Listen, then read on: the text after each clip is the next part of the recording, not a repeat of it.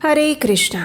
जो मनुष्य को हर प्रकार का मोक्ष प्रदान करे, ऐसी तिथि को मोक्षदा एकादशी कहते हैं। आज मार्गशीर्ष मास की इस परम पवित्र मोक्षदा एकादशी की आप सबको शुभकामनाएं। परम भगवान श्री कृष्ण आपके मन में प्रवेश करे और आपकी चेतना को वृंदावन की पवित्र भूमि और उनकी शुद्ध भक्ति का संग प्राप्त हो। ऐसी हम एकादशी की इस प्रातःकालीन बेला में भगवान से प्रार्थना करते हैं। तो चलिए आज के इस शुभ अवसर पर हम श्रवण करते हैं इस परम पवित्र मोक्षदा एकादशी से जुड़ी हुई इस पौराणिक कथा का, जिसका वर्णन स्वयं भगवान श्री कृष्ण कर रहे हैं। प्रत्येक वर्ष मार्गशीर्ष मास के शुक्ल पक्ष में आती है मोक्षदा एकादशी। ये एकादशी मनुष्य को हर प्रकार के पापों से मुक्त करके मोक्ष प्रदान करती है। इसका पालन करके मनुष्य अपने पूर्वजों का भी उद्धार कर सकता है। और ये वही पुण्यमय दिन है जिस दिन भगवत गीता का ज्ञान भगवान श्री कृष्ण द्वारा दिया गया था। और इसीलिए आज की इस मोक्षदा एकादशी को हम गीता जयंती के रूप में भी मनाते हैं। इस दिन भगवत गीता का दान देना, भगवत गीता का पाठ करना और उसके ज्ञान का प्रचार करने का सबसे अधिक महत्व है। तो चलिए गीता जयंती के इस विशेष अवसर पर सबसे पहले हम श्रवण करते हैं मोक्षदा एकादशी की व्रत कथा और सीधे चलते हैं युधिष्ठिर महाराज के महल में, जहां भगवान श्री कृष्ण और युधिष्ठिर महाराज के बीच संवाद हो रहा है। युधिष्ठिर महाराज ने भगवान श्री कृष्ण से पूछा, हे परम नियंता श्री हरि, हे ऋषिकेश, मार्गशीर्ष मास के शुक्ल पक्ष में कौन सी एकादशी आती है और उसका महात्म्य क्या है? कृपया इस विषय में विस्तार पूर्वक ज्ञान दे। युधिष्ठिर महाराज की बात सुनकर भगवान श्री कृष्ण कहते हैं, हे राजन, मार्गशीर्ष मास के शुक्ल पक्ष में आने वाली परम कल्याणकारी एकादशी को मोक्षदा एकादशी कहते हैं। ये एकादशी समस्त पापों का नाश करके जीवात्मा को परम मोक्ष की प्राप्ति कराती है, इसलिए इसे मोक्षदा एकादशी के नाम से जाना जाता है। इस दिन भगवान दामोदर के विग्रह की धूप, दीप, सुगंधित पुष्प और तुलसी पत्र से पूजा करनी चाहिए। अब मैं तुम्हें पुराणों में वर्णित मोक्षदा एकादशी की कथा सुनाता हूँ। इसका मात्र श्रवण करने से ही व्यक्ति को अश्वमेघ यज्ञ करने का फल प्राप्त होता है और उस पुण्य फल से किसी भी व्यक्ति के माता पिता या फिर अन्य कोई भी पितृ यदि नर्कलोक में भी हैं तो उनका भी मोक्ष हो जाता है। इसलिए ध्यान पूर्वक इसका श्रवण करो। ये कहकर भगवान श्री कृष्ण ने मोक्षदा एकादशी कथा कहना प्रारंभ किया, जो कि इस प्रकार थी।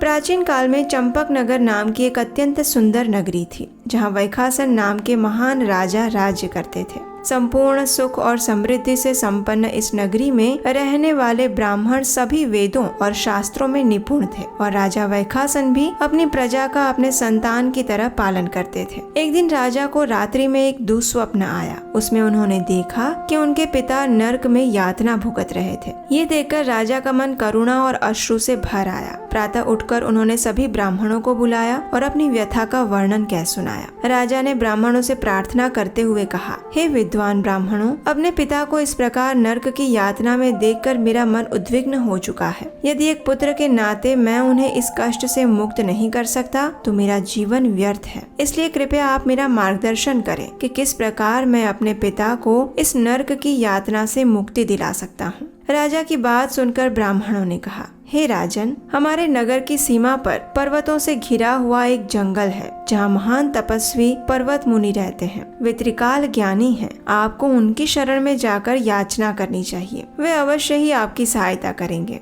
ब्राह्मणों की बात सुनकर राजा वैखासन उसी क्षण जंगल की ओर निकल पड़ते हैं। वहाँ पर्वत मुनि के आश्रम में जाकर उन्होंने ऋषि को दंडवत प्रणाम किया। महान तेजस्वी और तपस्वी पर्वत मुनि ने राजा से अपने परिवार और राज्य की सुखाकारी के विषय में पूछा। राजा ने उसका उत्तर देते हुए कहा, हे ऋषिवर, आपके आशीर्वाद से राज्य और राज्य के सभी अंग सुखी और सुरक्षित हैं। बस एक ही व्यथा है, जिसके समाधान हेतु मैं आपकी शरण में आया हूँ। ये कहकर राजा ने अपने स्वप्न की बात कह सुनाई। राजा की बात सुनकर पर्वत मुनि ध्यान मग्न हो गए और उन्होंने राजा के भूत, भविष्य और वर्तमान पर विचार किया। कुछ क्षण बाद आंखें खोलकर उन्होंने राजा से कहा, हे राजन, आपके पिता अपने पूर्व जन्म के दुष्कर्म के कारण नरक में यातना भुगत रहे हैं। ये सुनकर दुखी हुए राजा वैखासन ने ऋषि से पूछा, हे प्रभु, तो इसका निवारण क्या है? किस प्रकार मैं अपने पिता को इस पाप कर्म से, इस नरक से मुक्ति दिला सकता हूँ? पर्वत मुनि कहते हैं। मार्गशीर्ष शुक्ल पक्ष में मोक्षदा एकादशी आती है। यदि आप इस एकादशी का श्रद्धा और नियम पूर्वक पालन करेंगे और उससे अर्जित पुण्य फल को अपने पिता को अर्पित करेंगे तो अवश्य ही आपके पिता को नर्क से मुक्ति मिल सकती है।